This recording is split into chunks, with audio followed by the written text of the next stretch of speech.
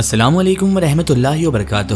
محترم ناظرین کرام، آج کی اس ویڈیو میں ہم آپ کے لیے لے کر آئے ہیں اللہ کے ایک جلیل القدر پیغمبر حضرت نوح علیہ السلام کی بیوی کا واقعہ کہ کس طرح حضرت نوح علیہ السلام کی بیوی عذاب میں غرق ہو گئی اور آخر اس نے ایسا کیا گناہ کیا تھا کہ ایک پیغمبر خدا کی بیوی ہونے کے باوجود انہیں عذاب ملا۔ ناظرین محترم، بڑا ہی عبرتناک اور حیرت انگیز واقعہ ہے جو آپ کے ایمان کو مضبوط تو کرے گا ہی ساتھ آپ کو سوچنے پہ مجبور بھی کر دے گا۔ تو میری آپ سے مؤدبانہ گزارش ہے کہ اس ویڈیو کو آخر تک ضرور دیکھیں اور کمنٹ میں ہمیں اپنا فیڈ بیک ضرور دیں۔ ناظرین محترم، کفر اور شرک میں ڈوبی قوم نے شیطان کی پیروی کرتے ہوئے 5 بڑے بڑے بت بنا لیے اور ان کی عبادت کرنے لگے۔ یہ وہی پہلی قوم تھی جس نے بت پرستی کو شروع کیا تھا۔ حضرت ادریس علیہ السلام کے پرپوتے حضرت نوح علیہ السلام کو اللہ تبارک و تعالیٰ نے نبوت عطا فرمائی اور اس قوم کی رہنمائی کا حکم دیا۔ حضرت نوح علیہ السلام نبوت کے اعلان کے بعد لوگوں کو ایک خدا کی عبادت کی دعوت دینے لگے۔ آپ نے 950 سال تک تبلیغ کی، لیکن صرف 80 لوگ آپ پر ایمان لائے اور آپ کی نبوت کا اقرار کر کے اللہ تبارک و تعالیٰ کی عبادت کرنے لگے۔ اور حضرت نوح علیہ السلام کی بیوی آپ علیہ السلام پر ایمان نہ لائی اور کیسے کیسے آپ کی بیوی نے آپ پر ظلم اٹھائے۔ آپ کی بیوی آپ کے بیٹوں کو بھی ورگلاتی رہی اور انہیں اپنے ہی باپ کے خلاف استعمال کرتی رہی۔ دوستو، تاریخی کتابوں میں حضرت نوح علیہ السلام کے بیوی کو مختلف ناموں سے پکارا گیا، لیکن مشہور اور متفقہ یہی ہے کہ اس عورت کا نام واحلہ تھا۔ یہ برسوں حضرت نوح علیہ السلام کے ساتھ رہی اور حضرت نوح علیہ السلام کا ایک جوان سا بیٹا کنعان بھی تھا جو کہ آپ کی اسی بیوی سے تھا۔ اس کے علاوہ باقی تینوں بیٹے حام، شام اور یافس حضرت نوح علیہ السلام کی دوسری بیوی سے تھے جو کہ ایمان لے آئی تھی، لیکن واحلہ اور اس کے بیٹے کنعان نے حضرت نوح علیہ السلام کی رسالت کو نہ مانا اور آپ علیہ السلام کو ساری زندگی اذیتیں تکلیفیں دیتے رہے۔ جب حضرت نوح علیہ السلام نے اعلان نبوت فرمایا تو قوم کے لوگوں نے ان کی دونوں بیویوں کے رشتہ داروں کو اکٹھا کر لیا اور حضرت نوح علیہ السلام کے گھر بھیج دیا کہ وہ اس نئے دین کی دعوت دینا بند کر دیں، یعنی وہ لوگ سمجھائیں جا کر حضرت نوح علیہ السلام کو کہ وہ اپنے اس نئے دین کی دعوت نہ دیں، نہیں تو پوری قوم مل کر نوح کے گھر کا گھیراؤ کرے گی۔ روایتوں میں آتا ہے ناظرین محترم، اور کئی طرح کی روایتیں ملتی ہیں کہ جیسے ہی اپنے رشتہ داروں کو واحلہ نے دیکھا تو اعلان کر دیا کہ میں اور میرا بیٹا کنعان نوح کی کبھی بھی پیروی نہیں کریں گے، اور واحلہ نے اپنی قوم سے وعدہ کیا کہ وہ نوح علیہ السلام کے اس نئے دین کی تبلیغ سے انہیں ضرور روکے گی۔ خیر، واحلہ نے زبردست مہم چلائی اور محاذ پر اپنے شوہر کی مخالفت کی، لیکن حضرت نوح علیہ السلام جو اللہ تبارک و تعالیٰ کے سچے پیغمبر ہیں اور اللہ کے نبی ہیں، وہ اپنی تبلیغ کو جاری رکھتے رہے، تبلیغ کرتے رہے، یہاں تک کہ ایک دن قوم کے لوگوں نے گھر پر اس وقت حملہ کر دیا کہ جب حضرت نوح علیہ السلام کے تینوں مومن بیٹے گھر پر نہ تھے، جبکہ کنعان اور واحلہ گھر میں موجود تھے، بلکہ یہ حملہ بھی واحلہ کی ہی سازش تھی۔ لوگوں نے اللہ کے نبی حضرت نوح علیہ السلام کو لہو لہان کر دیا اور بے پناہ ظلم کیا۔ واحلہ نے جب دیکھا کہ یہ لوگ حضرت نوح علیہ السلام کی جان ہی لے لیں گے تو ان کو یہ کہہ کر روک دیا کہ اب سے میرے شوہر تبلیغ دین سے باز آ جائیں گے، اور کہنے لگی، اے میری قوم کے لوگوں، نوح تو دیوانے ہو گئے ہیں، نعوذ باللہ، تم انہیں مار مار کر اپنی مرضی کے مطابق نہیں بنا سکتے، تم انہیں مت مارو، یہ جو کچھ کہتے ہیں حالت دیوانگی میں کہتے ہیں، نعوذ باللہ، انہیں خود بھی معلوم نہیں کہ یہ کیا کہہ رہے ہیں۔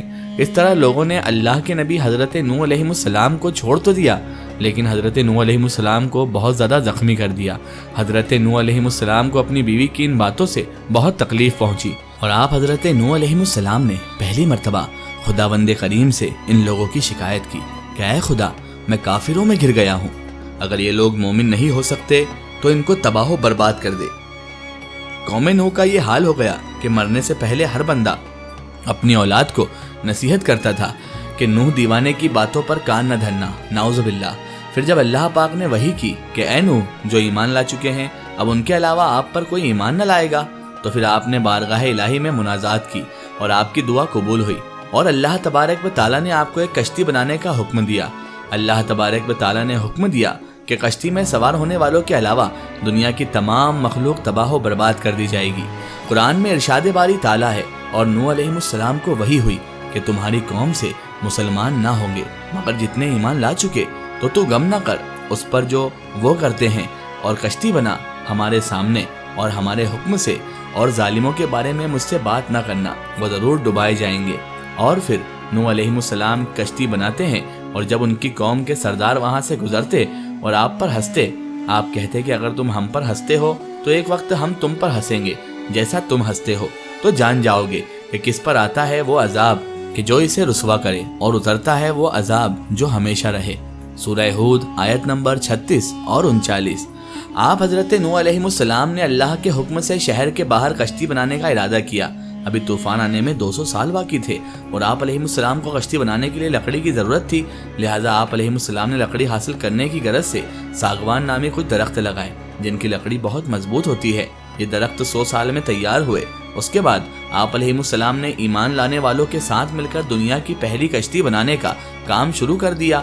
کشتی کی تیاری کے دوران آپ کی قوم نے آپ کو بہت تکلیف دی، یہاں تک کہ کشتی پر فضلہ بھی کرتے رہے، لیکن آپ سب کچھ برداشت کرتے ہوئے کشتی کو تیار کرنے میں لگے رہے۔ اپنی قوم کی طرح واحلہ بھی حضرت نوح کو کشتی بنانے سے روکنا چاہتی تھی، اس لیے واحلہ روز رات کو اپنے بیٹے کنان کے ساتھ آتی اور کشتی میں جگہ جگہ پر سوراخ کر کر چلے جاتی۔ یہ اس کا روزانہ کا معمول بن گیا تھا۔ حضرت نوح علیہ السلام جب صبح کشتی کو دیکھتے تو بہت پریشان ہوتے۔ جب لوگوں سے پوچھتے تو لوگ کہتے کہ ہمیں تمہارے تختوں میں کوئی بھی دلچسپی نہیں ہے۔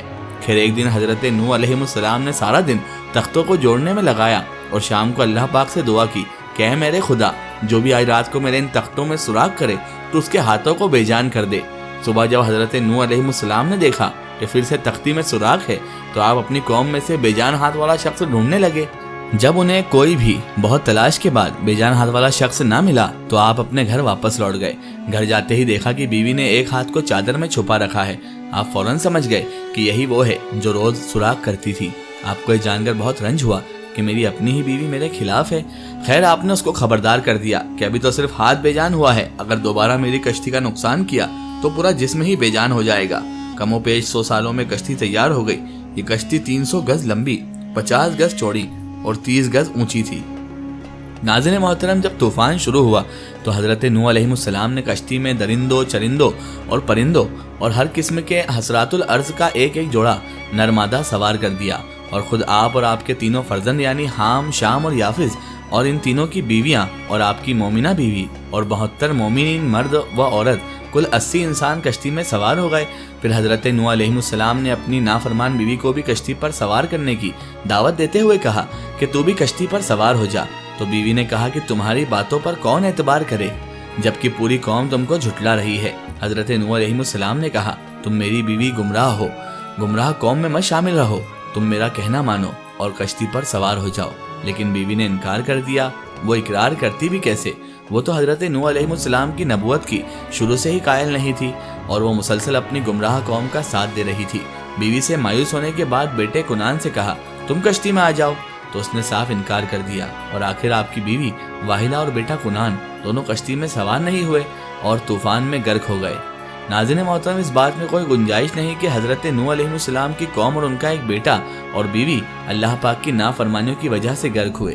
اسی لیے ہمیں چاہیے کہ ہم اپنی اور اپنے آنے والی نسلوں کی خیریت و بقا کے لیے اللہ اور اس کے پیارے حبیب حضرت محمد مصطفیٰ صلی اللہ علیہ وآلہ وسلم کی نافرمانیوں سے ہمیشہ بچیں اور دوسروں کو بھی بچانے کی کوشش کریں۔ واللہ اعلم بالصواب۔ اللہ تعالیٰ سے دعا ہے کہ اللہ تعالیٰ ہمیں کہنے اور سننے سے زیادہ عمل کرنے کی توفیق عطا فرمائے، آمین ثم آمین۔ سو ناظرین، آپ کو یہ ویڈیو کیسی لگی کامنٹ سیکشن میں ضرور بتائیں، اور ہمارے چینل کو سبسکرائب کرنا نہ بھولیں۔ اس ویڈیو کو زیادہ سے زیادہ شیئر کریں اور اسے تمام تر انسانوں تک ضرور پہنچائیں۔ پھر حاضر ہوتے ہیں آپ کے لیے نئی اور بہترین ویڈیو کے ساتھ، تب تک کے لیے خدا حافظ، السلام علیکم۔